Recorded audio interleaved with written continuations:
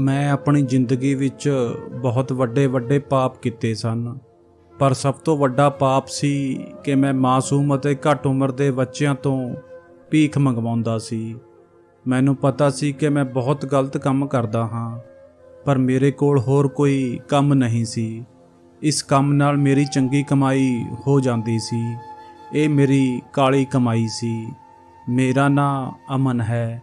ਇੱਕ ਦਿਨ ਮੈਂ ਰਸਤੇ ਵਿੱਚ ਜਾ ਰਿਹਾ ਸੀ ਕਿ ਮੈਨੂੰ ਇੱਕ ਛੋਟੀ ਜਿਹੀ ਕੁੜੀ ਸੜਕ ਉੱਤੇ ਖੜੀ ਮਿਲੀ। ਉਸ ਦੀਆਂ ਅੱਖਾਂ ਵਿੱਚ ਹੰਝੂ ਸਨ, ਪਰ ਅਜਿਹਾ ਪਹਿਲੀ ਵਾਰ ਨਹੀਂ ਹੋਇਆ ਸੀ। ਮੈਂ ਲਗਾਤਾਰ ਇੱਕ ਹਫ਼ਤੇ ਤੋਂ ਉਸ ਕੁੜੀ ਨੂੰ ਸੜਕ ਉੱਪਰ ਖੜੀ ਨੂੰ ਦੇਖਦਾ ਸੀ। ਉਹ ਇੱਕ ਛੋਟੀ ਜਿਹੀ ਕੁੜੀ ਸੀ, ਪਰ ਇੰਨੀ ਜ਼ਿਆਦਾ ਸੋਹਣੀ ਨਹੀਂ ਸੀ। ਪਰ ਮੇਰੇ ਕੰਮ ਲਈ ਉਹ ਠੀਕ ਸੀ। ਮੈਂ ਉਸ ਤੋਂ ਕੋਈ ਨਾ ਕੋਈ ਕੰਮ ਲੈ ਸਕਦਾ ਸੀ। ਇਸ ਲਈ ਮੈਂ ਉਸ ਨੂੰ ਆਪਣੇ ਕੋਲ ਬੁਲਾਇਆ ਅਤੇ ਉਸ ਨੂੰ ਕਿਹਾ ਕਿ ਤੂੰ ਇੱਥੇ ਰੋਜ਼ ਕਿਉਂ ਖੜੀ ਹੁੰਦੀ ਹੈ। ਉਹ ਕੁਝ ਨਹੀਂ ਬੋਲੀ। ਫਿਰ ਮੈਂ ਉਸ ਨੂੰ ਪੁੱਛਿਆ, ਤੇਰੇ ਮੰਮੀ ਪਾਪਾ ਕਿੱਥੇ ਹਨ? ਪਰ ਉਸਨੇ ਕੋਈ ਜਵਾਬ ਨਹੀਂ ਦਿੱਤਾ। ਮੈਂ ਉਸ ਨੂੰ ਪੁੱਛਿਆ, ਤੂੰ ਕਿੱਥੋਂ ਆਈ ਹੈ? ਤੇਰਾ ਘਰ ਕਿੱਥੇ ਹੈ? ਪਰ ਇਸ ਵਾਰ ਵੀ ਉਸਨੇ ਕੋਈ ਜਵਾਬ ਨਹੀਂ ਦਿੱਤਾ। ਉਹ ਚੁੱਪ ਹੀ ਖੜੀ ਰਹੀ। ਸ਼ਾਇਦ ਉਹ ਗੂੰਗੀ ਸੀ, ਕੁਝ ਬੋਲ ਨਹੀਂ ਸਕਦੀ ਸੀ। ਮੈਂ ਉਸ ਨੂੰ ਪੁੱਛਿਆ ਕਿ ਤੂੰ ਇਸ ਦੁਨੀਆ ਵਿੱਚ ਇਕੱਲੀ ਹੈ? ਤਾਂ ਉਸਨੇ ਹਾਂ ਦਾ ਇਸ਼ਾਰਾ ਕਰਦੇ ਹੋਏ ਆਪਣਾ ਸਿਰ ਹਿਲਾ ਦਿੱਤਾ। ਸ਼ਾਇਦ ਇਸ ਦੁਨੀਆ ਵਿੱਚ ਉਸਦਾ ਕੋਈ ਆਪਣਾ ਨਹੀਂ ਸੀ। ਇਹ ਗੱਲ ਮੇਰੇ ਲਈ ਬਹੁਤ ਖੁਸ਼ੀ ਵਾਲੀ ਸੀ, ਕਿਉਂਕਿ ਮੈਨੂੰ ਅਜਿਹੇ ਬੱਚਿਆਂ ਦੀ ਤਲਾਸ਼ ਰਹਿੰਦੀ ਸੀ। ਮੈਂ ਉਸ ਨੂੰ ਆਪਣੇ ਨਾਲ ਆਪਣੇ ਘਰ ਲੈ ਆਇਆ ਅਤੇ ਉਸ ਨੂੰ ਰੋਟੀ ਖਿਲਾਈ। ਉਸ ਤੋਂ ਬਾਅਦ ਉਹ ਆਰਾਮ ਨਾਲ ਸੌਂ ਗਈ। ਸਵੇਰ ਹੁੰਦੇ ਹੀ ਮੈਂ ਉਸ ਨੂੰ ਕਿਹਾ, ਜਲਦੀ ਉੱਠ ਅਤੇ ਆਪਣੇ ਕੰਮ 'ਤੇ ਲੱਗ ਜਾ। ਮੈਨੂੰ ਇੰਜ ਲੱਗਿਆ ਜਿਵੇਂ ਉਹ ਮੈਨੂੰ ਅਜੀਬ ਨਜ਼ਰਾਂ ਨਾਲ ਦੇਖ ਰਹੀ ਹੋਵੇ। ਉਹ ਵੇਖ ਤਾਂ ਮੇਰੇ ਵੱਲ ਰਹੀ ਸੀ, ਪਰ ਸੋਚ ਕੁਝ ਹੋਰ ਰਹੀ ਸੀ। ਪਰ ਉਸਨੇ ਮੇਰੀ ਗੱਲ ਦਾ ਕੋਈ ਜਵਾਬ ਨਹੀਂ ਦਿੱਤਾ। ਇਸ ਗੱਲ ਤੋਂ ਮੇਰਾ ਅੰਦਾਜ਼ਾ ਪੱਕਾ ਹੋ ਗਿਆ ਕਿ ਉਹ ਗੂੰਗੀ ਹੈ, ਪਰ ਮੈਨੂੰ ਉਸ ਉੱਪਰ ਕੋਈ ਰਹਿਮ ਨਹੀਂ ਆਇਆ। ਮੈਂ ਵੀ ਉਸ ਨੂੰ ਇੱਥੇ ਬਿਠਾ ਕੇ ਪਾਲ ਨਹੀਂ ਸਕਦਾ ਸੀ। ਮੈਂ ਉਸ ਨੂੰ ਕਿਹਾ, ਮੈਂ ਤੈਨੂੰ ਇੱਥੇ ਮੁਫਤ ਦੀਆਂ ਰੋਟੀਆਂ ਤੋੜਨ ਲਈ ਨਹੀਂ ਲੈ ਕੇ ਆਇਆ ਹਾਂ, ਅਤੇ ਨਾ ਹੀ ਮੈਨੂੰ ਬੱਚਿਆਂ ਨੂੰ ਪਾਲਣ ਦਾ ਕੋਈ ਸ਼ੌਂਕ ਹੈ। ਜੇਕਰ ਇੱਥੇ ਰਹਿ ਕੇ ਰੋਟੀ ਖਾਣੀ ਹੈ ਤਾਂ ਕੰਮ ਤਾਂ ਕਰਨਾ ਹੀ ਪਵੇਗਾ। ਜੇਕਰ ਵਧੀਆ ਤਰੀਕੇ ਨਾਲ ਕੰਮ ਕਰੇਂਗੀ ਤਾਂ ਤੈਨੂੰ ਬਹੁਤ ਸਾਰੇ ਪੈਸੇ ਵੀ ਮਿਲਣਗੇ ਅਤੇ ਇੱਥੇ ਰਹਿਣ ਲਈ ਥਾਂ ਵੀ ਮਿਲੇਗੀ ਅਤੇ ਖਾਣਾ ਵੀ। ਪਰ ਯਾਦ ਰੱਖੀ, ਬਾਹਰ ਵੀ ਤੂੰ ਇਸੇ ਤਰ੍ਹਾਂ ਦੀ ਸ਼ਕਲ ਬਣਾ ਕੇ ਜਾਣਾ ਹੈ, ਜਿਸ ਤਰ੍ਹਾਂ ਨਾਲ ਮੈਨੂੰ ਦੇਖ ਰਹੀ ਹੈ। ਉਸ ਦੀਆਂ ਅੱਖਾਂ ਵਿੱਚ ਹੈਰਾਨੀ ਅਤੇ ਚਿਹਰੇ ਉੱਪਰ ਦੁੱਖ ਸੀ। ਮੈਂ ਬਾਕੀ ਬੱਚਿਆਂ ਨੂੰ ਵੀ ਜਗਾਇਆ ਅਤੇ ਕਹਿਣ ਲੱਗਿਆ ਕਿ ਸਾਰੇ ਉਠੋ ਅਤੇ ਕੰਮ 'ਤੇ ਚੱਲੋ।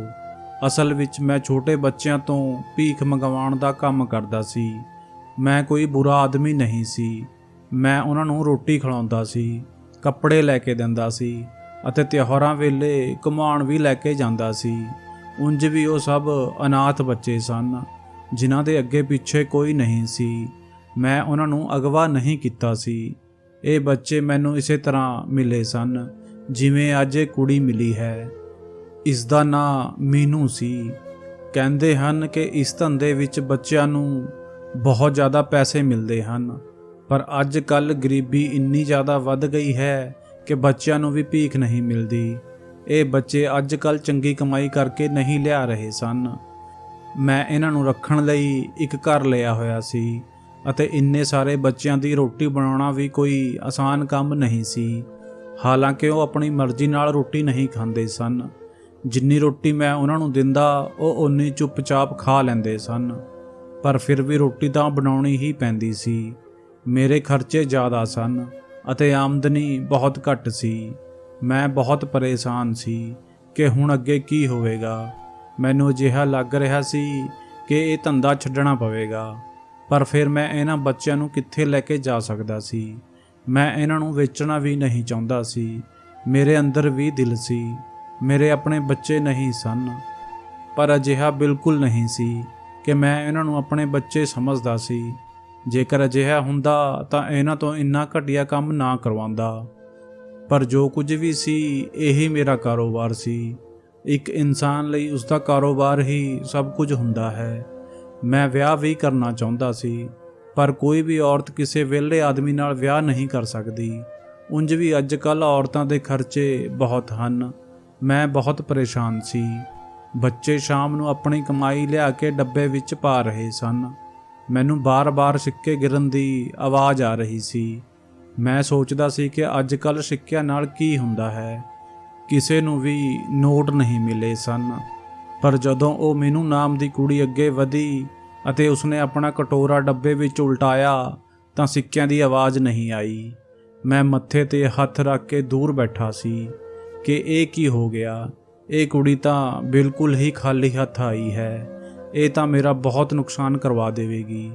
ਮੈਂ ਉਸਦੇ ਕੋਲ ਗਿਆ ਅਤੇ ਜਾ ਕੇ ਕਹਿਣ ਲੱਗਿਆ, ਤੂੰ ਤਾਂ ਬਿਲਕੁਲ ਹੀ ਨਿਕੰਮੀ ਨਿਕਲੀ। ਤੇਰੀ ਸ਼ਕਲ ਤਾਂ ਇੰਨੀ ਮਾਸੂਮ ਹੈ ਕਿ ਹਰ ਕੋਈ ਤੈਨੂੰ ਪੈਸੇ ਦੇਣ ਨੂੰ ਤਿਆਰ ਹੋ ਜਾਵੇ, ਪਰ ਤੂੰ ਤਾਂ 1 ਰੁਪਈਆ ਵੀ ਕਮਾ ਕੇ ਨਹੀਂ ਲਿਆਈ। ਤੈਨੂੰ ਸ਼ਰਮ ਆਉਣੀ ਚਾਹੀਦੀ ਹੈ। ਬਾਕੀ ਬੱਚਿਆਂ ਨੂੰ ਦੇਖ, ਜੇਕਰ ਤੂੰ ਇਸੇ ਤਰ੍ਹਾਂ ਕੰਮ ਕੀਤਾ ਤਾਂ ਮੈਂ ਤੇਰਾ ਖਾਣਾ ਪੀਣਾ ਬੰਦ ਕਰ ਦੇਵਾਂਗਾ। ਮੈਂ ਬਾਕੀ ਬੱਚਿਆਂ ਨੂੰ ਵੀ ਇਸੇ ਤਰ੍ਹਾਂ ਦੀ ਧਮਕੀ ਦਿੰਦਾ ਰਹਿੰਦਾ ਸੀ ਤਾਂ ਜੋ ਉਹ ਮੇਰੇ ਤੋਂ ਡਰ ਕੇ ਰਹਿਣ। ਮੇਰੇ ਕੋਲ ਖੜੇ ਇੱਕ ਮੁੰਡੇ ਨੇ ਕਿਹਾ, ਸਾਹਿਬ ਜੀ, ਤੁਸੀਂ ਇਸ ਨੂੰ ਕਿਉਂ ਝਿੜਕ ਰਹੇ ਹੋ? ਇੱਕ ਵਾਰ ਇਸ ਦਾ ਡੱਬਾ ਖੋਲ੍ਹ ਕੇ ਤਾਂ ਦੇਖੋ। ਇਹ ਸਭ ਤੋਂ ਜ਼ਿਆਦਾ ਪੈਸੇ ਲੈ ਕੇ ਆਈ ਹੈ। ਮੈਂ ਉਸ ਮੁੰਡੇ ਦੀ ਗੱਲ ਸੁਣ ਕੇ ਹੈਰਾਨ ਰਹਿ ਗਿਆ ਅਤੇ ਤੁਰੰਤ ਹੀ ਅੱਗੇ ਵੱਧ ਕੇ ਉਸ ਡੱਬੇ ਨੂੰ ਦੇਖਿਆ ਤਾਂ ਉਸ ਦੇ ਅੰਦਰ ਨੋਟ ਹੀ ਨੋਟ ਭਰੇ ਹੋਏ ਸਨ। ਇਹ ਸਾਰੇ ਪੈਸੇ ਮੀਨੂ ਕਮਾ ਕੇ ਲਿਆਈ ਸੀ। ਮੈਂ ਉਸ ਨੂੰ ਸ਼ਾਬਾਸ਼ੀ ਦਿੱਤੀ। ਹੁਣ ਮੈਂ ਬਹੁਤ ਖੁਸ਼ ਸੀ। ਮੈਂ ਉਸ ਦੇ ਸਿਰ 'ਤੇ ਹੱਥ ਰੱਖਿਆ, ਪਰ ਉਹ ਮੈਨੂੰ ਦੇਖ ਕੇ ਬਿਲਕੁਲ ਖੁਸ਼ ਨਹੀਂ ਹੋਈ। ਉਸ ਦੀਆਂ ਅੱਖਾਂ ਵਿੱਚ ਅਜੀਬ ਜਿਹੀ ਉਦਾਸੀ ਸੀ। ਇੰਜ ਲੱਗਦਾ ਸੀ ਕਿ ਉਹ ਕੁਝ ਕਹਿਣਾ ਚਾਹੁੰਦੀ ਹੈ। ਉਂਝ ਤਾਂ ਉਹ ਥੋੜ੍ਹਾ ਬਹੁਤ ਇਸ਼ਾਰਿਆਂ ਵਿੱਚ ਗੱਲਾਂ ਕਰ ਲੈਂਦੀ ਸੀ ਅਤੇ ਬਸ ਫਟੀਆਂ ਅੱਖਾਂ ਨਾਲ ਸਭ ਨੂੰ ਦੇਖਦੀ ਰਹਿੰਦੀ ਸੀ। ਉਸਦੇ ਗੁੰਗੇਪਣ ਅਤੇ ਉਸਦੀ ਮਾਸੂਮੀਅਤ ਦੇਖ ਕੇ ਹੀ ਮੈਂ ਉਸਨੂੰ ਆਪਣੇ ਧੰਦੇ ਵਿੱਚ ਲਿਆਉਣਾ ਚਾਹੁੰਦਾ ਸੀ। ਮੈਂ ਸੋਚਦਾ ਸੀ ਕਿ ਅਜਿਹੀ ਸੂਰਤ ਨੂੰ ਹਰ ਕੋਈ ਪੈਸੇ ਦੇ ਦੇਵੇਗਾ ਅਤੇ ਸ਼ਾਇਦ ਮੇਰਾ ਅੰਦਾਜ਼ਾ ਬਿਲਕੁਲ ਠੀਕ ਸੀ। ਮੈਂ ਬਾਕੀ ਬੱਚਿਆਂ ਨੂੰ ਕਿਹਾ ਕਿ ਇਹ ਵੀ ਤਾਂ ਉੱਥੇ ਹੀ ਗਈ ਸੀ ਜਿੱਥੇ ਤੁਸੀਂ ਜਾਂਦੇ ਹੋ। ਫਿਰ ਇਹ ਇੰਨੇ ਜ਼ਿਆਦਾ ਪੈਸੇ ਕਿਵੇਂ ਕਮਾ ਕੇ ਲਿਆਈ ਅਤੇ ਤੁਸੀਂ ਸਾਰੇ ਸਿਰਫ ਸਿੱਕੇ ਹੀ ਲੈ ਕੇ ਆਏ ਹੋ? ਮੇਰੀ ਗੱਲ ਸੁਣ ਕੇ ਸਾਰੇ ਬੱਚੇ ਸਿਰ ਝੁਕਾ ਕੇ ਖੜੇ ਹੋ ਗਏ। 2-3 ਦਿਨ ਇਸੇ ਤਰ੍ਹਾਂ ਲੰਘ ਗਏ। ਮੀਨੂ ਮੇਰੇ ਕੋਲ ਰੋਜ਼ ਪੈਸਿਆਂ ਦਾ ਢੇਰ ਲੈ ਕੇ ਆਉਂਦੀ ਅਤੇ ਮੈਂ ਬਾਕੀ ਸਾਰੇ ਬੱਚਿਆਂ ਨੂੰ ਝਿੜਕਦਾ ਸੀ ਕਿ ਉਹ ਇੰਨੇ ਪੈਸੇ ਲੈ ਕੇ ਆਉਂਦੀ ਹੈ ਅਤੇ ਤੁਹਾਨੂੰ ਕੋਈ ਪੈਸੇ ਕਿਉਂ ਨਹੀਂ ਦਿੰਦਾ। ਜਿੱਥੇ ਸਾਰੇ ਬੱਚੇ ਭੀਖ ਮੰਗਣ ਜਾਂਦੇ ਸਨ, ਉਸ ਨੂੰ ਮਾਲ ਰੋਡ ਕਿਹਾ ਜਾਂਦਾ ਸੀ। ਇਹ ਬਹੁਤ ਆਵਾਜਾਈ ਵਾਲੀ ਜਗ੍ਹਾ ਸੀ। ਇਸ ਸੜਕ ਤੋਂ ਜ਼ਿਆਦਾਤਰ ਅਮੀਰ ਲੋਕ ਲੰਘਦੇ ਸਨ, ਇਸ ਲਈ ਜ਼ਿਆਦਾ ਪੈਸੇ ਦਿੰਦੇ ਸਨ। ਮੈਨੂੰ ਇੱਕ ਬੱਚੇ ਨੇ ਕਿਹਾ ਕਿ ਇਹ ਤਾਂ ਕਿਤੇ ਵੀ ਭੀਖ ਮੰਗਣ ਨਹੀਂ ਜਾਂਦੀ।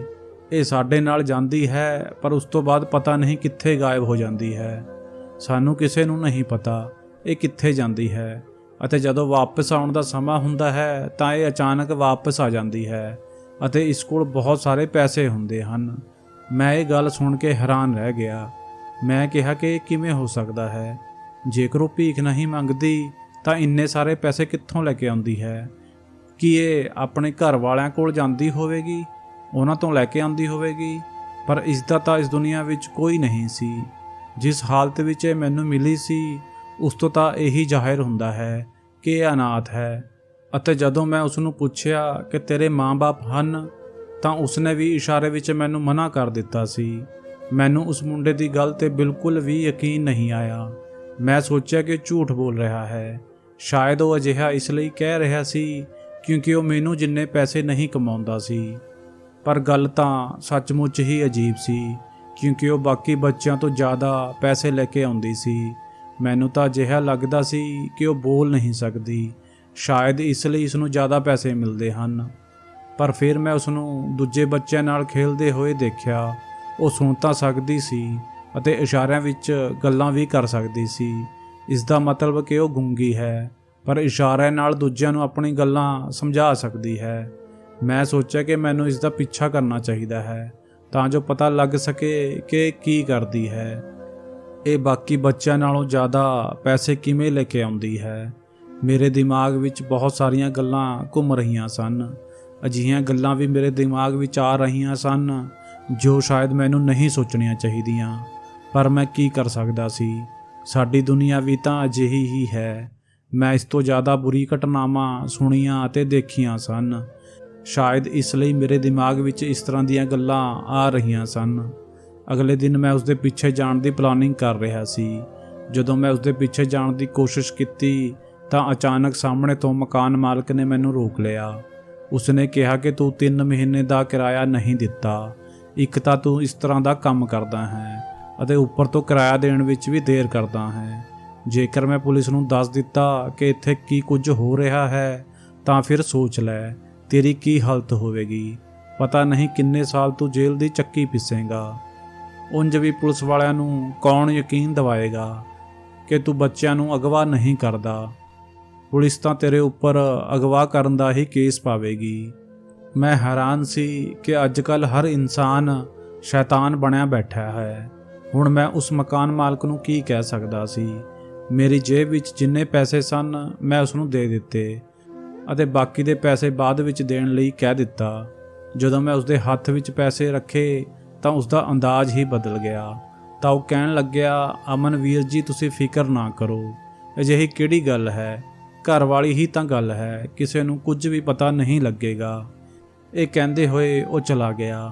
ਮੈਂ ਮੀਨੂ ਦੇ ਪਿੱਛੇ ਜਾਣਾ ਚਾਹੁੰਦਾ ਸੀ ਪਰ ਨਹੀਂ ਜਾ ਸਕਿਆ ਅਤੇ ਰਾਤ ਨੂੰ ਕੁਝ ਅਜਿਹਾ ਹੋਇਆ ਕਿ ਮੈਂ ਹੈਰਾਨ ਰਹਿ ਗਿਆ। ਜਦੋਂ ਉਸਨੇ ਆਪਣੇ ਡੱਬੇ ਨੂੰ ਉਲਟਾਇਆ ਤਾਂ ਉਸਦੇ ਅੰਦਰੋਂ 500 ਦੇ ਬਹੁਤ ਸਾਰੇ ਨੋਟ ਨਿਕਲੇ। ਮੈਨੂੰ ਲੱਗ ਰਿਹਾ ਸੀ ਕਿ ਸ਼ਾਇਦ ਭੀਖ ਦੇਣ ਵਾਲੇ ਲੋਕ ਵੀ ਅੰਨੇ ਹੋ ਗਏ ਹਨ।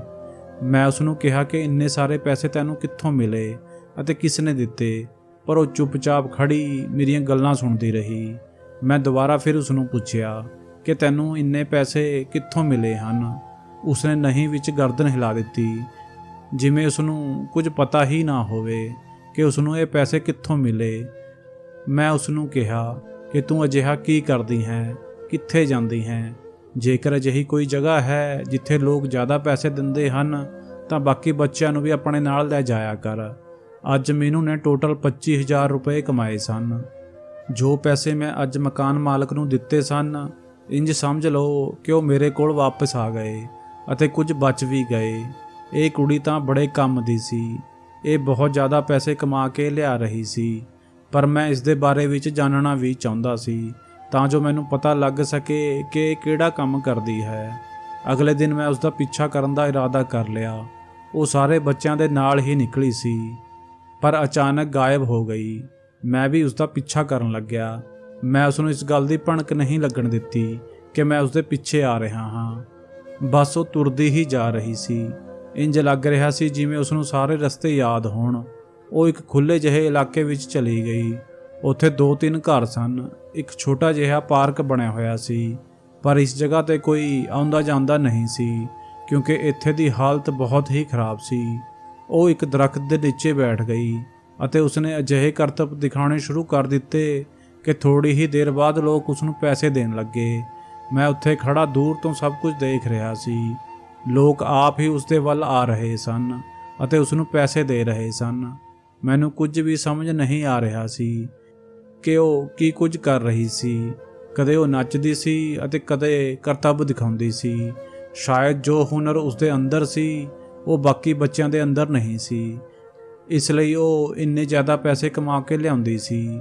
ਮੈਂ ਉਸ ਨੂੰ ਧਿਆਨ ਨਾਲ ਦੇਖ ਰਿਹਾ ਸੀ ਤਾਂ ਜੋ ਮੈਂ ਉਸ ਤੋਂ ਸਾਰੀਆਂ ਚੀਜ਼ਾਂ ਸਿੱਖ ਸਕਾਂ ਕਿ ਉਹ ਕੀ ਕੁਝ ਕਰ ਰਹੀ ਹੈ। ਉੱਥੇ ਬਹੁਤ ਭੀੜ ਲੱਗ ਚੁੱਕੀ ਸੀ। ਲੋਕ ਆਉਂਦੇ ਅਤੇ ਉਸ ਡੱਬੇ ਵਿੱਚ ਪੈਸੇ ਪਾ ਕੇ ਚਲੇ ਜਾਂਦੇ। ਫਿਲਹਾਲ ਮੈਂ ਸੋਚ ਰਿਹਾ ਸੀ ਕਿ ਮੈਂ ਇਹ ਸਭ ਕੁਝ ਬਾਕੀ ਬੱਚਿਆਂ ਨੂੰ ਵੀ ਸਿਖਾਵਾਂਗਾ ਤਾਂ ਜੋ ਉਹ ਵੀ ਇਸੇ ਤਰ੍ਹਾਂ ਬਹੁਤ ਸਾਰੇ ਪੈਸੇ ਲੈ ਕੇ ਆਉਣ। ਕੁਝ ਦੇਰ ਬਾਅਦ ਉਹ ਥੱਕ ਗਈ ਅਤੇ ਉਸਨੇ ਆਪਣੇ ਡੱਬੇ ਨੂੰ ਚੁੱਕ ਲਿਆ ਅਤੇ ਦਰਖਤ ਨੀਚੇ ਲੇਟ ਗਈ। ਬਾਕੀ ਬੱਚੇ ਸਵੇਰੇ 9 ਵਜੇ ਤੋਂ ਰਾਤ ਦੇ 10 ਵਜੇ ਤੱਕ ਕੰਮ ਕਰਦੇ ਸਨ, ਪਰ ਇਸ ਦਾ ਕੰਮ ਜਲਦੀ ਪੂਰਾ ਹੋ ਜਾਂਦਾ ਸੀ, ਇਸ ਲਈ ਇਹ ਦਰਖਤ ਨੀਚੇ ਲੇਟ ਕੇ ਆਰਾਮ ਕਰਦੀ ਸੀ। ਹੁਣ ਮੈਂ ਆਪਣੇ ਦਿਮਾਗ ਵਿੱਚ ਸਾਰੀ ਗੱਲ ਬਿਠਾ ਲਈ ਸੀ ਕਿ ਉਸਨੇ ਕੀ ਕੀਤਾ ਹੈ। ਮੈਨੂੰ ਪਤਾ ਹੈ ਕਿ ਮੈਂ ਬੁਰਾ ਕੰਮ ਕਰਦਾ ਹਾਂ, ਪਰ ਮੈਂ ਹੋਰ ਕਰ ਵੀ ਕੀ ਸਕਦਾ ਸੀ। ਮੈਂ ਆਪਣੀ ਜ਼ਿੰਦਗੀ ਤੋਂ ਬਹੁਤ ਤੰਗ ਆ ਗਿਆ ਸੀ। ਮੇਰੇ ਕੋਲ ਕਮਾਈ ਦਾ ਹੋਰ ਕੋਈ ਰਸਤਾ ਨਹੀਂ ਸੀ। ਮੈਂ ਇੱਕ ਚੰਗਾ ਆਦਮੀ ਬਣਨਾ ਚਾਹੁੰਦਾ ਸੀ ਪਰ ਬਣ ਨਾ ਸਕਿਆ ਕਿਉਂਕਿ ਜਦੋਂ ਮੇਰੇ ਪੇਪਰ ਹੋ ਰਹੇ ਸਨ ਤਾਂ ਮੈਂ ਆਪਣੇ ਟੀਚਰ ਦੀ ਗਲਤੀ ਉਸ ਨੂੰ ਦੱਸੀ। ਮੈਂ ਕਿਹਾ ਕਿ ਤੁਸੀਂ ਗਲਤ ਕਰ ਰਹੇ ਹੋ, ਤੁਸੀਂ ਉਸ ਬੱਚੇ ਨੂੰ ਜਾਨਵਰਾਂ ਦੀ ਤਰ੍ਹਾਂ ਮਾਰ ਰਹੇ ਹੋ। ਇਹ ਗਲਤ ਗੱਲ ਹੈ। ਉਹ ਬੱਚਾ ਹੈ ਅਤੇ ਬੱਚਿਆਂ ਤੋਂ ਗਲਤੀਆਂ ਹੁੰਦੀਆਂ ਰਹਿੰਦੀਆਂ ਹਨ, ਪਰ ਇਸ ਦਾ ਮਤਲਬ ਇਹ ਨਹੀਂ ਕਿ ਤੁਸੀਂ ਉਸ ਨੂੰ ਇਸ ਤਰ੍ਹਾਂ ਮਾਰੋ ਕੁੱਟੋ। ਪਰ ਉਹ ਟੀਚਰ ਤਾਂ ਮੇਰੇ ਪਿੱਛੇ ਹੀ ਪੈ ਗਿਆ। ਉਸਨੇ ਮੈਨੂੰ ਫੇਲ ਕਰ ਦਿੱਤਾ। ਮੈਂ ਦੁਬਾਰਾ ਪੜ੍ਹਨ ਦੀ ਕੋਸ਼ਿਸ਼ ਕੀਤੀ, ਪਰ ਉਹ ਟੀਚਰ ਨੇ ਮੈਨੂੰ ਦੁਬਾਰਾ ਫੇਲ ਕਰਾਉਣ ਵਿੱਚ ਕੋਈ ਕਸਰ ਬਾਕੀ ਨਹੀਂ ਛੱਡੀ। ਇਸ ਤਰ੍ਹਾਂ ਮੇਰੀ ਜ਼ਿੰਦਗੀ ਬਰਬਾਦ ਹੋ ਗਈ। ਮੇਰੇ ਮਾਂ-ਬਾਪ ਤਾਂ ਬਚਪਨ ਵਿੱਚ ਹੀ ਮੈਨੂੰ ਛੱਡ ਕੇ ਚਲੇ ਗਏ ਸਨ। ਮੇਰਾ ਕੋਈ ਆਪਣਾ ਰਿਸ਼ਤੇਦਾਰ ਵੀ ਨਹੀਂ ਸੀ ਜੋ ਮੈਨੂੰ ਆਪਣੇ ਕੋਲ ਰੱਖ ਲੈਂਦਾ। ਮੈਂ ਬਚਪਨ ਵਿੱਚ ਹੀ ਇਕੱਲਾ ਹੋ ਗਿਆ ਸੀ। ਕਿਸੇ ਨੇ ਮੈਨੂੰ ਕੋਈ ਸਹਾਰਾ ਨਹੀਂ ਦਿੱਤਾ। ਕਦੇ ਮੈਂ ਵੀ ਬੱਚਿਆਂ ਨੂੰ ਦੇਖ ਕੇ ਕਿਹਾ ਕਰਦਾ ਸੀ ਕਿ ਇੰਨੇ ਤੰਦਰੁਸਤ ਹੋ ਕੇ ਵੀ ਭੀਖ ਮੰਗਦੇ ਹਨ। ਪਤਾ ਨਹੀਂ ਇਹਨਾਂ ਦੇ ਪਿੱਛੇ ਕੌਣ ਹੈ ਜੋ ਇਹਨਾਂ ਤੋਂ ਭੀਖ ਮੰਗਵਾਉਂਦਾ ਹੈ। ਅਤੇ ਅੱਜ ਮੈਂ ਵੀ ਉਹਨਾਂ ਦੇ ਪਿੱਛੇ ਖੜਾ ਹੋਇਆ ਇੱਕ ਬੁਰਾ ਆਦਮੀ ਸੀ। ਪਰ ਮੈਨੂੰ ਆਪਣੇ ਕਿੱਤੇ ਤੇ ਕੋਈ ਪਛਤਾਵਾ ਨਹੀਂ ਸੀ, ਕਿਉਂਕਿ ਮੈਨੂੰ ਵੀ ਤਾਂ ਜਿਉਂਦੇ ਰਹਿਣ ਦਾ ਹੱਕ ਸੀ, ਨਹੀਂ ਤਾਂ ਮੈਂ ਵੀ ਭੁੱਖਾ ਮਰ ਜਾਂਦਾ।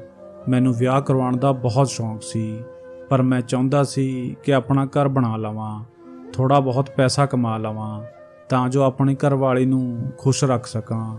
ਕਿਉਂਕਿ ਇਹ ਗੱਲ ਤਾਂ ਹਰ ਕਿਸੇ ਨੂੰ ਪਤਾ ਹੈ ਕਿ ਔਰਤ ਨੂੰ ਖੁਸ਼ ਰੱਖਣ ਲਈ ਪੈਸਿਆਂ ਦੀ ਜ਼ਰੂਰਤ ਹੁੰਦੀ ਹੈ, ਅਤੇ ਅੱਜ ਕੱਲ੍ਹ ਦੀਆਂ ਕੁੜੀਆਂ ਨੂੰ ਤਾਂ ਪੈਸਿਆਂ ਦੀ ਹੀ ਜ਼ਰੂਰਤ ਹੈ। ਉਹ ਕਹਿੰਦੀਆਂ ਹਨ ਕਿ ਸਾਡੇ ਸਾਰੇ ਕੰਮ ਪੂਰੇ ਹੋਣ, ਸਾਡੀ ਜ਼ਰੂਰਤਾਂ ਦੀਆਂ ਸਾਰੀਆਂ ਚੀਜ਼ਾਂ ਸਾਨੂੰ ਸਮੇਂ ਸਿਰ ਦਿੱਤੀਆਂ ਜਾਣ। ਔਰਤ ਦੇ ਨਾਲ ਖੁਸ਼ ਵੀ ਤਾਂ ਹੀ ਰਿਹਾ ਜਾ ਸਕਦਾ ਹੈ ਜਦੋਂ ਤੁਸੀਂ ਔਰਤ ਨੂੰ ਖੁਸ਼ ਰੱਖੋਗੇ, ਅਤੇ ਇਹ ਸਭ ਕੁਝ ਕਰਨ ਲਈ ਮੈਨੂੰ ਪੈਸਿਆਂ ਦੀ ਲੋੜ ਸੀ। ਮੇਰਾ ਇੱਕ ਹੋਰ ਦੋਸਤ ਵੀ ਸੀ, ਉਹ ਵੀ ਇਸੇ ਕੰਮ ਨਾਲ ਜੁੜਿਆ ਹੋਇਆ ਸੀ, ਅਤੇ ਉਹ ਮੈਨੂੰ ਕਹਿੰਦਾ ਸੀ ਕਿ ਜਦੋਂ ਤੈਨੂੰ ਇਹਨਾਂ ਬੱਚਿਆਂ ਦੀ ਲੋੜ ਨਾ ਹੋਵੇ ਅਤੇ ਤੂੰ ਕੋਈ ਹੋਰ ਕੰਮ ਕਰਨਾ ਹੋਵੇ ਤਾਂ ਤੂੰ ਇਹਨਾਂ ਨੂੰ ਮੈਨੂੰ ਦੇ ਦੇਈਂ। ਉਸ ਕੋਲ ਮੇਰੇ ਤੋਂ ਵੀ ਜ਼ਿਆਦਾ ਬੱਚੇ ਸਨ, ਪਰ ਉਹ ਬਹੁਤ ਜ਼ਾਲਮ ਸੀ। ਉਹ ਉਹਨਾਂ ਬੱਚਿਆਂ ਉੱਪਰ ਬਹੁਤ ਜ਼ੁਲਮ ਕਰਦਾ ਸੀ। ਉਹ ਉਹਨਾਂ ਨੂੰ ਚੰਗਾ ਖਾਣ ਲਈ ਵੀ ਨਹੀਂ ਦਿੰਦਾ ਸੀ, ਅਤੇ ਰਾਤ ਨੂੰ ਵੀ ਉਹਨਾਂ ਤੋਂ ਕੰਮ ਕਰਵਾਉਂਦਾ ਸੀ। ਮੈਂ ਵੀ ਸੋਚਿਆ ਸੀ ਕਿ ਮੈਂ ਕੋਈ ਹੋਰ ਕੰਮ ਕਰਾਂਗਾ ਅਤੇ ਇਹ ਬੱਚੇ ਉਸ ਨੂੰ ਦੇ ਦੇਵਾਂਗਾ, ਅਤੇ ਮੈਨੂੰ ਬੱਚਿਆਂ ਦੇ ਬਦਲੇ ਵਿੱਚ ਚੰਗੀ ਰਕਮ ਮਿਲ ਜਾਵੇਗੀ। ਇਹ ਸਭ ਤਾਂ ਮੇਰੇ ਫਿਊਚਰ ਦੇ ਪਲਾਨ ਸਨ, ਪਰ ਹਾਲੇ ਤਾਂ ਮੇਰੇ ਦਿਮਾਗ ਵਿੱਚ ਉਸ ਕੁੜੀ ਦੇ ਕਾਰਨਾਮੇ ਹੀ ਘੁੰਮ ਰਹੇ ਸਨ। ਮੈਂ ਇੰਟਰਨੈਟ 'ਤੇ ਸਰਚ ਕੀਤਾ ਕਿ ਉਹ ਕਿਹੜੇ ਕਰਤੱਵ ਦਿਖਾ ਰਹੀ ਸੀ। ਕਰ ਰਹੀ ਸੀ, ਪਰ ਕੁਝ ਵੀ ਮੇਰੇ ਹੱਥ ਨਹੀਂ ਲੱਗਿਆ। ਅਗਲੇ ਦਿਨ ਫਿਰ ਮੈਂ ਉਸਦੇ ਪਿੱਛੇ ਗਿਆ। ਮੈਂ ਦੇਖਿਆ ਕਿ ਲੋਕ ਉਸ ਨੂੰ ਬਹੁਤ ਖੁਸ਼ ਹੋ ਕੇ ਪੈਸੇ ਦੇ ਰਹੇ ਸਨ। ਉਹ ਉਸ ਨੂੰ ਹਜ਼ਾਰ ਰੁਪਏ ਤੱਕ ਦੇ ਰਹੇ ਸਨ।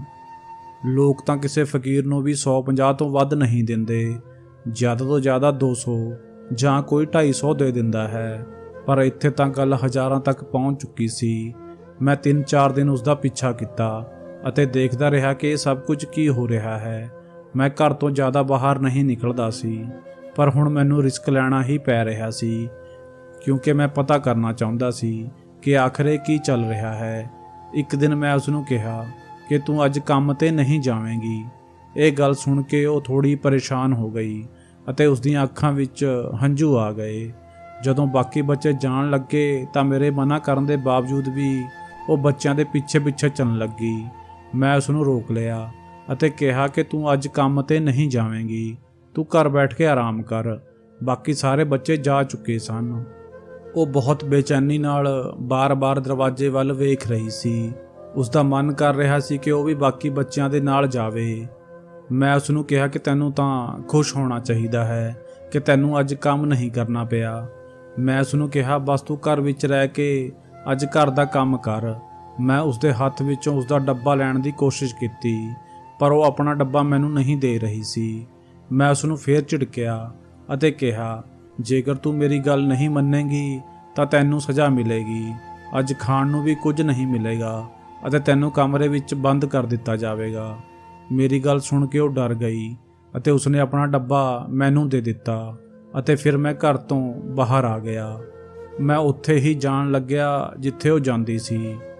ਦੇਖਣ ਨੂੰ ਤਾਂ ਉਹ ਬਹੁਤ ਮਾਸੂਮ ਲੱਗਦੀ ਸੀ, ਪਰ ਉਸਦੇ ਅੰਦਰ ਅਕਲ ਜ਼ਰੂਰਤ ਤੋਂ ਜ਼ਿਆਦਾ ਸੀ। ਉਂਝ ਵੀ ਉਹ ਜੋ ਕੰਮ ਕਰਦੀ ਸੀ ਉਸਦੇ ਪਿੱਛੇ ਅਕਲ ਦਾ ਹੀ ਕੰਮ ਸੀ। ਮੈਂ ਸੋਚ ਲਿਆ ਸੀ ਕਿ ਅੱਜ ਮੈਂ ਵੀ ਬਹੁਤ ਪੈਸੇ ਕਮਾ ਕੇ ਲਿਆਵਾਂਗਾ ਅਤੇ ਅਮੀਰ ਬਣ ਜਾਵਾਂਗਾ ਅਤੇ ਇੰਨੇ ਪੈਸਿਆਂ ਨਾਲ ਮੇਰੇ ਬਹੁਤ ਸਾਰੇ ਕੰਮ ਹੋ ਜਾਣਗੇ। ਮੈਂ ਉਸ ਜਗ੍ਹਾ ਤੇ ਜਾ ਕੇ ਬੈਠ ਗਿਆ ਜਿੱਥੇ ਮੈਨੂੰ ਬੈਠਦੀ ਸੀ। ਪਹਿਲਾਂ ਤਾਂ ਮੈਨੂੰ ਨੇੜੇ ਤੇੜੇ ਕੋਈ ਵੀ ਨਜ਼ਰ ਨਹੀਂ ਆਇਆ। ਫਿਰ ਮੈਂ ਅਚਾਨਕ ਖੜਾ ਹੋ ਗਿਆ ਅਤੇ ਮੈਂ ਉਹੀ ਕੰਮ ਕਰਨਾ ਸ਼ੁਰੂ ਕਰ ਦਿੱਤਾ ਜੋ ਉਹ ਕਰਿਆ ਕਰਦੀ ਸੀ। ਮੈਂ ਉਸੇ ਤਰ੍ਹਾਂ ਆਪਣੇ ਹੱਥ ਪੈਰ ਹਿਲਾਣੇ ਸ਼ੁਰੂ ਕਰ ਦਿੱਤੇ ਅਤੇ ਆਪਣੀਆਂ ਅੱਖਾਂ ਬੰਦ ਕਰ ਲਈਆਂ। ਮੈਂ ਆਪਣਾ ਡੱਬਾ ਜ਼ਮੀਨ ਤੇ ਰੱਖ ਦਿੱਤਾ ਤਾਂ ਜੋ ਲੋਕ ਉਸ ਵਿੱਚ ਪੈਸੇ ਪਾਉਂਦੇ ਰਹਿਣ। ਅਚਾਨਕ ਕੁਝ ਦੇਰ ਬਾਅਦ ਮੈਨੂੰ ਆਪਣੇ ਨੇੜੇ ਤੇੜੇ ਕੁਝ ਹਲਚਲ ਮਹਿਸੂਸ ਹੋਈ, ਪਰ ਮੈਂ ਆਪਣੀਆਂ ਅੱਖਾਂ ਨਹੀਂ ਖੋਲ੍ਹੀਆਂ ਕਿਉਂਕਿ ਮੀਨੂ ਵੀ ਆਪਣੀਆਂ ਅੱਖਾਂ ਨਹੀਂ ਖੋਲ੍ਹਦੀ ਸੀ। ਮੈਨੂੰ ਅਜਿਹਾ ਲੱਗਣ ਲੱਗਿਆ ਕਿ ਲੋਕ ਮੇਰੇ ਡੱਬੇ ਵਿੱਚ ਪੈਸੇ ਪਾਉਣ ਲੱਗੇ ਹਨ। ਮਨ ਹੀ ਮਨ ਵਿੱਚ ਮੈਂ ਬਹੁਤ ਖੁਸ਼ ਹੋ ਰਿਹਾ ਸੀ ਅਤੇ ਸੋਚ ਰਿਹਾ ਸੀ ਕਿ ਮੈਂ ਰੋਜ਼ ਇੱਥੇ ਆਇਆ ਕਰਾਂਗਾ ਅਤੇ ਬਾਕੀ ਸਾਰੇ ਬੱਚਿਆਂ ਨੂੰ ਵੀ ਇਹ ਕੰਮ ਸਿਖਾਵਾਂਗਾ। ਇਸ ਤਰ੍ਹਾਂ ਮੈਂ ਕੁਝ ਹੀ ਦਿਨਾਂ ਵਿੱਚ ਕਰੋੜਪਤੀ ਬਣ ਜਾਵਾਂਗਾ। ਮੇਰੇ ਦਿਲ ਵਿੱਚ ਲੱਡੂ ਫੁੱਟ ਰਹੇ ਸਨ, ਪਰ ਅਚਾਨਕ ਮੈਨੂੰ ਇੰਜ ਮਹਿਸੂਸ ਹੋਇਆ ਜਿਵੇਂ ਮੇਰੇ ਨੇੜੇ ਬਹੁਤ ਲੋਕ ਖੜੇ ਹਨ, ਜਦੋਂ ਕਿ ਉਹਨਾਂ ਨੂੰ ਡੱਬੇ ਵਿੱਚ ਪੈਸੇ ਪਾ ਕੇ ਵਾਪਸ ਚਲੇ ਜਾਣਾ ਚਾਹੀਦਾ ਸੀ। ਫਿਰ ਉਹ ਉੱਥੇ ਕੀ ਕਰ ਰਹੇ ਸਨ? ਮੈਂ ਰੁਕ ਗਿਆ ਅਤੇ ਜਿਵੇਂ ਹੀ ਮੈਂ ਅੱਖਾਂ ਖੋਲ੍ਹੀਆਂ ਉਹਨਾਂ ਨੇ ਮੈਨੂੰ ਦਬੋਚ ਲਿਆ। ਉਹ ਕੋਈ ਹੋਰ ਨਹੀਂ ਬਲਕਿ ਪੁਲਿਸ ਵਾਲੇ ਸਨ। ਉਹਨਾਂ ਨੇ ਕਿਹਾ ਕਿ ਬੜੇ ਮੁਸ਼ਕਲ ਨਾਲ ਤੈਨੂੰ ਫੜਿਆ ਹੈ। ਅੱਜ ਚੂਹਾ ਆਪਣੇ ਬਿੱਲ ਵਿੱਚੋਂ ਬਾਹਰ ਨਿਕਲਿਆ ਹੈ, ਨਹੀਂ ਤਾਂ ਤੂੰ ਕਦੇ ਬਾਹਰ ਹੀ ਨਹੀਂ ਨਿਕਲਦਾ। ਮੈਂ ਬਹੁਤ ਬੁਰੀ ਤਰ੍ਹਾਂ ਘਬਰਾ ਗਿਆ। ਉਹ ਮੈਨੂੰ ਪੁਲਿਸ ਸਟੇਸ਼ਨ ਲੈ ਗਏ। ਉੱਥੇ ਜਾ ਕੇ ਮੈਨੂੰ ਜੋ ਪਤਾ ਲੱਗਿਆ ਉਸ ਨੂੰ ਸੁਣ ਕੇ ਮੇਰੇ ਪੈਰਾਂ ਥੱਲਿਓਂ ਜ਼ਮੀਨ ਹੀ ਨਿਕਲ ਗਈ। ਮੀਨੂ ਪੁਲਿਸ ਵਾਲਿਆਂ ਦੀ ਹੀ ਛੱਡੀ ਹੋਈ ਜਾਸੂਸ ਸੀ। ਉਹ ਗੂੰਗੀ ਬਿਲਕੁਲ ਵੀ ਨਹੀਂ ਸੀ। ਉਹ ਸਭ ਕੁਝ ਬੋਲ ਸਕਦੀ ਸੀ। ਇਹ ਸਭ ਤਾਂ ਮੈਨੂੰ ਫੜਨ ਲਈ ਪੁਲਿਸ ਵਾਲਿਆਂ ਦੀ ਚਾਲ ਸੀ। ਉਹੀ ਮੀਨੂ ਨੂੰ ਰੋਜ਼ ਪੈਸੇ ਦਿੰਦੇ ਸਨ। ਉਹ ਸਭ ਲੋਕ ਪੁਲਿਸ ਵਾਲਿਆਂ ਨਾਲ ਮਿਲੇ ਹੋਏ ਸਨ ਅਤੇ ਮੈਨੂੰ ਫੜਨ ਲਈ ਇਹ ਪੂਰਾ ਪਲਾਨ ਬਣਾਇਆ ਗਿਆ ਸੀ। ਪੁਲਿਸ ਵਾਲਿਆਂ ਤੱਕ ਮੇਰੀ ਖਬਰ ਪਹੁੰਚ ਚੁੱਕੀ ਸੀ ਕਿ ਮੈਂ ਬੱਚਿਆਂ ਤੋਂ ਭੀਖ ਮੰਗਵਾਉਂਦਾ ਹਾਂ ਅਤੇ ਮੈਨੂੰ ਫੜਨ ਲਈ ਉਹਨਾਂ ਨੇ ਇਹ ਬੱਚੀ ਭੇਜੀ ਸੀ। ਹੁਣ ਮੈਂ ਬੁਰੀ ਤਰ੍ਹਾਂ ਫਸ ਚੁੱਕਿਆ ਸੀ। ਉਹ ਕੁੜੀ ਬਹੁਤ ਚਲਾਕ ਸੀ, ਪਰ ਉਸਦੀ ਮਾਸੂਮੀਅਤ ਕਰਕੇ ਮੈਂ ਕਦੇ ਵੀ ਉਸਦੀ ਚਲਾਕੀ ਦਾ ਅੰਦਾਜ਼ਾ ਨਹੀਂ ਲਗਾ ਸਕਿਆ। ਮੈਂ ਸੋਚਿਆ ਸੀ ਕਿ ਸ਼ਾਇਦ ਉਹ ਇਸ ਜਗ੍ਹਾ ਤੇ ਰੋਜ਼ ਆਉਂਦੀ ਜਾਂਦੀ ਹੋਵੇਗੀ, ਇਸ ਲਈ ਉਸ ਨੂੰ ਰਸਤਾ ਯਾਦ ਹੋ ਗਿਆ ਹੋਵੇਗਾ। ਪਰ ਹੁਣ ਉਹ ਕੁੜੀ ਮੇਰੇ ਸਾਹਮਣੇ ਖੜੀ ਹੋ ਕੇ ਮੁਸਕਰਾ ਰਹੀ ਸੀ। ਪੁਲਿਸ ਨੇ ਸਾਰੇ ਬੱਚਿਆਂ ਨੂੰ ਆਪਣੀ ਹਿਰਾਸਤ ਵਿੱਚ ਲੈ ਲਿਆ ਅਤੇ ਉਹਨਾਂ ਨੂੰ ਉਹਨਾਂ ਦੇ ਮਾਂ-ਬਾਪ ਨਾਲ ਮਿਲਵਾਉਣ ਦੀ ਕੋਸ਼ਿਸ਼ ਸ਼ੁਰੂ ਹੋ ਚੁੱਕੀ ਸੀ, ਕਿਉਂਕਿ ਮੈਂ ਝੂਠ ਬੋਲਿਆ ਸੀ ਕਿ ਉਹ ਬੱਚੇ ਮੈਨੂੰ ਸੜਕਾਂ ਤੇ ਮਿਲੇ ਸਨ। ਅਜਿਹਾ ਬਿਲਕੁਲ ਵੀ ਨਹੀਂ ਸੀ। ਬਸ ਮੈਨੂੰ 1-2 ਬੱਚੇ ਹੀ ਸੜਕ ਤੇ ਮਿਲੇ ਸਨ। ਬਾਕੀ ਸਾਰੇ ਬੱਚੇ ਮੈਂ ਅਗਵਾ ਕੀਤੇ ਸਨ। ਕੁਝ ਬੱਚੇ ਮੈਂ ਇੱਧਰ ਉੱਧਰ ਤੋਂ ਖਰੀਦੇ ਸਨ। ਮੈਂ ਬੁਰਾ ਇਨਸਾਨ ਸੀ ਅਤੇ ਮੇਰੇ ਨਾਲ ਬੁਰਾ ਹੀ ਹੋਇਆ। ਪੁਲਿਸ ਨੇ ਮੈਨੂੰ ਫੜ ਲਿਆ ਅਤੇ ਬੱਚਿਆਂ ਦੇ ਬਿਆਨ ਵੀ ਰਿਕਾਰਡ ਕਰ ਲਏ ਗਏ। ਹੁਣ ਮੇਰੇ ਨਾਲ ਕੀ ਹੋਣ ਵਾਲਾ ਸੀ ਇਹ ਤਾਂ ਮੈਨੂੰ ਨਹੀਂ ਪਤਾ ਸੀ। ਮੇਰੇ ਨਾਲ ਇਸ ਕੰਮ ਵਿੱਚ ਜਿੰਨੇ ਵੀ ਲੋਕ ਸ਼ਾਮਿਲ ਸਨ ਅਤੇ ਜੋ ਵੀ ਮੇਰੇ ਦੋਸਤ ਸਨ, ਸਭ ਨੂੰ ਗ੍ਰਿਫਤਾਰ ਕਰ ਲਿਆ ਗਿਆ ਅਤੇ ਬੱਚਿਆਂ ਨੂੰ ਆਜ਼ਾਦ ਕਰਵਾਇਆ ਗਿਆ। ਪਤਾ ਲੱਗਿਆ ਕਿ ਕੁੜੀ ਜੋ ਵੀ ਕਾਰਨਾਮੇ ਕਰਦੀ ਸੀ, ਅਸਲ ਵਿੱਚ ਉਹ ਤਾਂ ਕੁਝ ਵੀ ਨਹੀਂ ਸੀ। ਉਹ ਬਸ ਪੁੱਠਾ ਸਿੱਧਾ ਡਾਂਸ ਕਰਦੀ ਸੀ, ਜਿਸ ਕਰਕੇ ਮੈਂ ਸੋਚਦਾ ਸੀ ਕਿ ਲੋਕ ਉਸ ਤੋਂ ਹੀ ਇੰਪ੍ਰੈਸ ਹੋ ਕੇ ਪੈਸੇ ਦੇ ਜਾਂਦੇ ਹਨ। ਪਰ ਅਸਲ ਗੱਲ ਤਾਂ ਇਹ ਸੀ ਕਿ ਉਹ ਕੁਝ ਵੀ ਨਹੀਂ ਕਰਦੀ ਸੀ। ਸਿਰਫ ਮੈਨੂੰ ਬੇਵਕੂਫ ਬਣਾਉਣ ਲਈ ਇਹ ਸਭ ਇੱਕ ਪਲਾਨ ਦਾ ਹਿੱਸਾ ਸੀ, ਤਾਂ ਜੋ ਮੈਂ ਪੁਲਿਸ ਦੀ ਪਕੜ ਵਿੱਚ ਆ ਸਕਾਂ ਅਤੇ ਮੈਂ ਲਾਲਚ ਵਿੱਚ ਆ ਕੇ ਇਸ ਚਾਲ ਵਿੱਚ ਫਸ ਗਿਆ। ਬਾਅਦ ਵਿੱਚ ਪਤਾ ਲੱਗਿਆ ਕਿ ਉਹ ਕੁੜੀ ਇੱਕ ਪੁਲਿਸ ਵਾਲੇ ਦੀ ਕੁੜੀ ਹੈ। ਮੈਂ ਹੈਰਾਨ ਰਹਿ ਗਿਆ ਕਿ ਉਸਨੇ ਆਪਣੀ ਕੁੜੀ ਨੂੰ ਬਹਾਦਰ ਬਣਾਇਆ ਸੀ ਅਤੇ ਬਚਪਨ ਵਿੱਚ ਹੀ ਉਸ ਨੂੰ ਅਜਿਹਾ ਕੰਮ ਕਰਨ ਲਈ ਭੇਜ ਦਿੱਤਾ। ਉਸਨੇ ਇਹ ਵੀ ਨਹੀਂ ਸੋਚਿਆ ਕਿ ਉਸਦੀ ਕੁੜੀ ਦੀ ਜਾਨ ਨੂੰ ਖਤਰਾ ਵੀ ਹੋ ਸਕਦਾ ਹੈ। ਉਹ ਪੁਲਿਸ ਵਾਲਾ ਆਪ ਵੀ ਇੱਕ ਬਹਾਦਰ ਇਨਸਾਨ ਸੀ ਅਤੇ ਅੱਜ ਉਸਦੀ ਕੁੜੀ ਕਰਕੇ ਇੰਨੇ ਬੱਚੇ ਆਪਣੇ ਮਾਂ-ਬਾਪ ਨੂੰ ਮਿਲ ਗਏ। ਮੈਨੂੰ ਆਪਣੀ ਗਲਤੀ ਦਾ ਅਹਿਸਾਸ ਹੋ ਗਿਆ। ਮੈਂ ਬਹੁਤ ਦੇਰ ਤੱਕ ਜੇਲ੍ਹ ਵਿੱਚ ਰਿਹਾ ਅਤੇ ਫਿਰ ਮੈਂ ਮਾਫੀ ਦੀ ਅਪੀਲ ਕੀਤੀ ਅਤੇ ਕਿਹਾ ਮੈਂ ਦੁਬਾਰਾ ਅਜਿਹਾ ਕੰਮ ਨਹੀਂ ਕਰਾਂਗਾ। ਮੇਰੀ ਜ਼ਿੰਦਗੀ ਦੇ ਕੁਝ ਸਾਲ ਤਾਂ ਬਰਬਾਦ ਹੋ ਚੁੱਕੇ ਸਨ, ਪਰ ਮੈਂ ਜੇਲ੍ਹ ਤੋਂ ਬਾਹਰ ਆ ਕੇ ਇਸ ਤਰ੍ਹਾਂ ਦੇ ਕੰਮ ਤੋਂ ਤੌਬਾ ਕਰ ਲਈ। ਹੁਣ ਮੇਰਾ ਇੱਕ ਛੋਟਾ ਜਿਹਾ ਕਾਰੋਬਾਰ ਹੈ ਅਤੇ ਮੇਰੀ ਘਰ ਵਾਲੀ ਵੀ ਹੈ, ਪਰ ਹਾਲੇ ਤੱਕ ਸਾਡੇ ਕੋਈ ਔਲਾਦ ਨਹੀਂ ਹੋਈ। ਮੈਂ ਅਜਿਹਾ ਕਹਿਣਾ ਤਾਂ ਨਹੀਂ ਚਾਹੁੰਦਾ, ਪਰ ਦਿਲ ਕਹਿੰਦਾ ਹੈ ਕਿ ਸ਼ਾਇਦ ਪ੍ਰਮਾਤਮਾ ਮੈਨੂੰ ਕਦੇ ਵੀ ਔਲਾਦ ਦਾ ਸੁੱਖ ਨਹੀਂ ਦੇਵੇਗਾ, ਕਿਉਂਕਿ ਮੈਂ ਬਹੁਤ ਸਾਰੇ ਬੱਚਿਆਂ ਨੂੰ ਉਹਨਾਂ ਦੇ ਮਾਂ-ਬਾਪ ਤੋਂ ਅਲੱਗ ਕੀਤਾ ਸੀ ਜਿਸ ਦੀ ਸਜ਼ਾ ਮੈਨੂੰ ਮਿਲਣੀ ਹੀ ਸੀ। ਮੈਂ ਦਿਨ ਰਾਤ ਪ੍ਰਮਾਤਮਾ ਨੂੰ ਬਸ ਇਹੀ ਪ੍ਰਾਰਥਨਾ ਕਰਦਾ ਹਾਂ ਕਿ ਮੈਂ ਚਾਹੁੰਦਾ ਹਾਂ ਮੈਨੂੰ ਵੀ ਆਪਣੀ ਔਲਾਦ ਦਾ ਸੁੱਖ ਜਿਉਂਦੇ ਜੀ ਮਿਲ ਜਾਵੇ, ਪਰ ਹਾਲੇ ਤੱਕ ਅਜਿਹਾ ਕੁਝ ਵੀ ਨਹੀਂ ਹੋਇਆ। ਅਸੀਂ ਸਮਝਦੇ ਹਾਂ ਕਿ ਅਸੀਂ ਚੁੱਪਚਾਪ ਗੁਨਾਹ ਕਰ ਲਵਾਂਗੇ ਅਤੇ ਸਾਨੂੰ ਸਜ਼ਾ ਵੀ ਨਹੀਂ ਮਿਲੇਗੀ, ਪਰ ਅਜਿਹਾ ਕੁਝ ਵੀ ਨਹੀਂ। ਕੁਝ ਲੋਕ ਤਾਂ ਇਹ ਵੀ ਕਹਿੰਦੇ ਹਨ ਕਿ ਸਜ਼ਾ ਅਗਲੇ ਜਨਮ ਵਿੱਚ ਮਿਲੇਗੀ, ਇਸ ਲਈ ਉੱਥੇ ਜਾ ਕੇ ਹੀ ਦੇਖ ਲਵਾਂਗੇ, ਪਰ ਉਹ ਇਹ ਨਹੀਂ ਸਮਝ ਸਕਦੇ ਕਿ ਸਾਡੇ ਪਾਪਾਂ ਦੀ ਸਜ਼ਾ ਸਾਨੂੰ ਇਸੇ ਦੁਨੀਆ ਵਿੱਚ ਮਿਲਦੀ ਹੈ ਅਤੇ ਬਹੁਤ ਬੁਰੀ ਮਿਲਦੀ ਹੈ। ਮੇਰੇ ਨਾਲ ਵੀ ਇਹੀ ਸਭ ਕੁਝ ਹੋਇਆ ਹੈ। ਮੈਂ ਹੁਣ ਇੱਕ ਚੰਗਾ ਅਤੇ ਨੇਕ ਇਨਸਾਨ ਬਣ ਗਿਆ ਹਾਂ। ਜੇਕਰ ਰਸਤੇ ਵਿੱਚ ਮੈਨੂੰ ਕੋਈ ਭੀਖ ਮੰਗਦਾ ਹੋਇਆ ਬੱਚਾ ਮਿਲ ਜਾਂਦਾ ਹੈ ਤਾਂ ਮੈਨੂੰ ਉਸ ਉੱਪਰ ਬਹੁਤ ਤਰਸ ਆਉਂਦਾ ਹੈ। ਮੈਂ ਅਮੀਰ ਤਾਂ ਨਹੀਂ ਹਾਂ ਕਿ ਉਹਨਾਂ ਨੂੰ ਆਪਣੇ ਘਰ ਵਿੱਚ ਰੱਖ ਸਕਾਂ, ਪਰ ਮੈਂ ਉਹਨਾਂ ਨੂੰ ਬਹੁਤ ਪਿਆਰ ਨਾਲ ਇੱਕ ਅਨਾਥ ਆਸ਼ਰਮ ਵਿੱਚ ਛੱਡ ਆਉਂਦਾ ਹਾਂ ਅਤੇ ਕਦੇ-ਕਦੇ ਉਹਨਾਂ ਲਈ ਖਾਣ ਪੀਣ ਦੀਆਂ ਚੀਜ਼ਾਂ ਅਤੇ ਗਿਫਟ ਲੈ ਜਾਂਦਾ ਹਾਂ। ਬੱਚੇ ਫੁੱਲਾਂ ਦੀ ਤਰ੍ਹਾਂ ਨਾਜ਼ੁਕ ਹੁੰਦੇ ਹਨ। ਤੁਹਾਨੂੰ ਸਭ ਨੂੰ ਗੁਜ਼ਾਰਿਸ਼ ਹੈ ਕਿ ਇਹਨਾਂ ਫੁੱਲਾਂ ਨੂੰ ਕਦੇ ਵੀ ਮੁਰਝਾਉਣ ਨਾ ਦਿਓ। ਤਾਂ ਦੋਸਤੋ, ਇਹ ਸੀ ਸਾਡੀ ਅੱਜ ਦੀ ਕਹਾਣੀ। ਉਮੀਦ ਕਰਦੇ ਹਾਂ ਕਿ ਤੁਹਾਨੂੰ ਪਸੰਦ ਆਈ ਹੋਵੇਗੀ। ਤੁਹਾਡਾ ਕੀ ਕਹਿਣਾ ਹੈ ਇਸ ਕਹਾਣੀ ਦੇ ਬਾਰੇ ਵਿੱਚ ਕਮੈਂਟ ਕਰਕੇ ਸਾਨੂੰ ਜ਼ਰੂਰ ਦੱਸਿਓ। ਵੀਡੀਓ ਨੂੰ ਲਾਈਕ ਕਰ ਦਿਓ ਅਤੇ ਜੇਕਰ ਚੈਨਲ ਤੇ ਨਵੇਂ ਹੋ ਤਾਂ ਚੈਨਲ ਨੂੰ ਸਬਸਕ੍ਰਾਈਬ ਕਰ ਲਵੋ। ਮਿਲਦੇ ਹਾਂ ਤੁਹਾਨੂੰ ਅਗਲੀ ਵੀਡੀਓ ਵਿੱਚ। ਤਦ ਤੱਕ ਲਈ ਧੰਨਵਾਦ।